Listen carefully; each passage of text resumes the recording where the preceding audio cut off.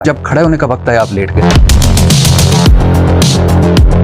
लेके रहेंगे आज़ादी, तेरा बाप भी देगा आज़ादी, इमरान खान को कोई माई का लाल गिरफ्तार नहीं कर सकता। फिर जब सर वक्त आता है आज़ादी लेने का, इमरान खान की गिरफ्तारी रोकने का, तो आप पतली गली से निकल। आज़ादी की हमने पाकिस्तान से आज़ादी लेनी है, आज़ादी आपने सिस्टम से लेनी है ना। हम पॉलिटिशियन है। यही तो आप नहीं समझ रहे थे, यही तो मैं कह रहा था। आप तो पॉलिटिशियन नहीं थे, आपने तो कहा इस निजाम से लड़ना है, तो फिर लड़े। आप मुझे बताएं ना कि हमने कितनी बार कलाशन कोफे उठा के, इमरान खान ने या मैंने या पीटीआई के लोगों ने जो है वो कलाशन कोफों उठा के या हमने ग्रेनेड उठा के जो है चले गए। आपके मुंह कलाशन कोफ बने हुए थे।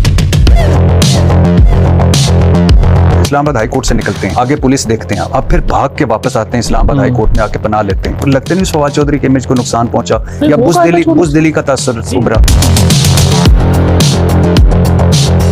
आपने मुबश्शिर लुकमान को थप्पड़ क्यों मारा? अच्छा, शोएब शाहीन साहब का क्या हुआ? समय इब्राहिम को क्यों थप्पड़ मारा? पीटीआई ने क्या 3 बड़ी गलतियां की, क्या आज ये हालत है? मेरा ख्याल है सबसे बड़ी गलती जो है जो हमने की, उस्मान बुज़दार को आपने चीफ बना दिया।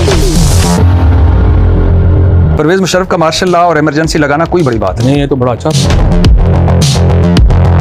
और मेरे ख्याल से पाकिस्तान के आप वाहिद सियासतदान हैं जो परवेज मुशर्रफ साहब के भी तर्जमान, बिलावल भुट्टो साहब के भी तर्जमान और इमरान खान साहब के भी तर्जमान, और वज़ीर-ए-आज़म यूसुफ गिलानी के मुआवन, वज़ीर-ए-आज़म राजा परवेज अशरफ के मुआवन। सर क्या नजरिया है आपका, क्या सोच है? नहीं, नजरिया होता ही नहीं है। शहबाज शरीफ, नंबर 2 मरीम नवाज, उन्हें तो फौरन किसी साइकोलॉजिस्ट के पास जाना चाहिए और अपनी ये जो उनको एक चीप पब्लिसिटी का शौक है अपना, तो मेरा ख्याल है मशवरा ले किसी से। इमरान खान अवाम का लीडर। क्या तारीफ कराऊं, किसी तारीफ की जरूरत नहीं। मेरे साथ आज हैं फवाद चौधरी साहब। कोई ऐसा वाकया, कोई ऐसी बात जो आप कभी नहीं भूल पाते परवेज मुशर्रफ साहब? मैंने किताब लिखी है अभी जेल में, काफी सारी चीजें मैंने उसमें लिखी हैं, अभी छापने वाली नहीं है, फिर दोबारा जेल चले जाए। परवेज साहब के लिए मैंने सुना है वो बहुत दुख का इजहार करते थे कि मैंने उसको भी फोन किया, उसको भी फोन किया, कोई फोन ही नहीं उठाता, कोई रिंग बैक ही नहीं करता। परवेज कैरी साहब के तो बड़े नाराज रहे। उन्होंने कहा कि ये तो हर वक्त बैठा रहता था, मेरी तो तक तो एक्सेस ही नहीं था, ये तो ताकि उसका जो है वो उनकी खुशामद करता था।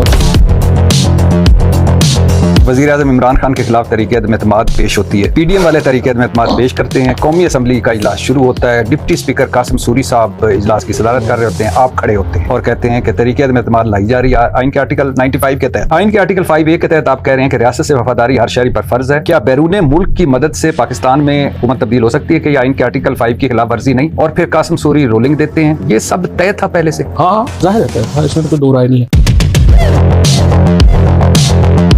इमरान खान का ये ख्याल था कि अगर हम इसको लंबा करने प्रोसेस को, हमारा वर्जन है जो हमारी चीज है वो हम एक्सपोज कर पाएंगे। खान साहब ने मुझे कहा कि ये बात करो, हमें 8-10 दिन चाहिए। पहले मुझे कहा जो बाजवा साहब ने कि बिल्कुल सही है, आप अपना टाइम लें, 8-10 दिन लें, लेकिन रात को फिर जब हम गए तो उन्होंने कहा नहीं वो कंक्लूड करो और ये करो और वो करो। पहले अगर जन बाजवा साहब ने कहा कि हाँ, पहले मुझे फोन पे उन्होंने कहा कि आप ले लें टाइम, तो फिर क्यों कहा कि नहीं? I don't know. आपने कहा कि आप टाइम लेना चाहते थे, थोड़ा सा 8-10 दिन मिल जाए तहरीक-ए-एतमाद में, आप लोगों के पास जाएं, जल्द से जुलूस करें कि ये साइफर है, ये डोनाल्ड लू है, ये असद मजीद है। आप खुद वकील हैं माशाल्लाह, आपने वकालत भी की। आपको मालूम नहीं था कि एक बार अगर तहरीक-ए-एतमाद कौमी असम्बली में पेश हो जाए तो इस पर फैसला होना जरूरी होता है? लेकिन ये ठीक है कि जन बाजवा साहब ने आखिरी वक्त तक कोशिश की कि तहरीक-ए-एतमाद वापस हो जाए। जनरल एजाज साहब थे, वो इस बात पर उन्होंने कन्विंस कर लिया, ख्वाजा आसिफ और शहबाज शरीफ साहब सुसर जन बाजवा। जो एक्सटेंशन है अगली, एक एक्सटेंशन पीटीआई से ले ली है, अगली एक्सटेंशन पीटीआई से नहीं ले सकते, हमें नून से ही लेनी है। बाजवा साहब के सुसर ने उनको कायल कर, ये उनको कायल कर। ख्वाजा आसिफ साहब तो आज टके-टके की बातें सुना रहे हैं। मैं बड़ा हैरान बाजवा हूं, को। और मैं जनाब बाजवा साहब पे हैरान हूं कि वो इनकी बातें बर्दाश्त कैसे कर रहे हैं। मैंने एक बंदा 24 घंटे थोड़े पैरा से बैठा रहता है, गल्ला की करता है, तो फोन जो है वो गल्ला सुना रहे हैं। पैरों में क्यों बैठे रहते थे, किस वजह? इसलिए कि हमें आप जो है स्पेस दें। वो फैसला गलत था कि ठीक था कासिम सूरी वाला? कासिम सूरी का फैसला तो अब तो हिस्ट्री ने साबित कर दिया। अभी आपके सलमान अकरम राजा साहब का मैं पढ़ रहा था कि ये बनता ही नहीं है, 5A के तहत तो मुस्तरद हो ही नहीं सकती। सलमान अकरम राजा तो हुदैबिया के भी हक में है। सलमान अकरम राजा तो सारी उम्र नवाज शरीफ के साथ रहे हैं ना, अभी तो 6 महीने हुए हैं तो इधर आए, वो तो नवाज शरीफ का मौक़िफ़ देंगे। जन बाजवा कह रहे हैं कि मेरे लिए हैरानी की बात है कि मैं समझता था कि सुप्रीम कोर्ट इलेक्शन की तरफ जाएगी। प्रेशर सबसे ज्यादा तो आर्मी चीफ का होता है। मुझे बताएं किसका प्रेशर था? चीफ जस्टिस रिटायर हो गए, जन बाजवा साहब रिटायर हो गए, तीनों में से एक आदमी को तो चाहिए कि सच बताए। जब आप नहीं बता रहे तो वो क्यों बताएंगे? आप क्या समझते हैं कि वो कौन सा मरहला था, कौन सा मौका था, कौन सा दिन था जब उस वक्त की एस्टेब्लिशमेंट और इमरान खान साहब की राय जुदा हो गई? जब जनरल बाजवा साहब के एक्सटेंशन का बिल पास हुआ। क्या इमरान खान वाकई जन फैज अमीर को आर्मी चीफ बनाना चाहते हैं? 4-5 जर्नैल थे फौज के, उनको ये बताया कि इमरान खान बस फैज को बनाने लगा है, तो उसी सारे फारग हो। और फैज को कहा कि देखो तुम्हारा बेड़ा गर्क हो गया, सारे तुम्हारे खिलाफ हो गए, तुम बिल्कुल बेवकूफ़ों वाली बातें कर रहे हो। जन बाजवा साहब ने जन फैज को कहा कि तू करीब हो के अपना तबाह कर ले और बाकी 4 जनरलों कहा कि एस बन जाना और तुसी रह जाना, और लेना खुद चाहते सेक्शन।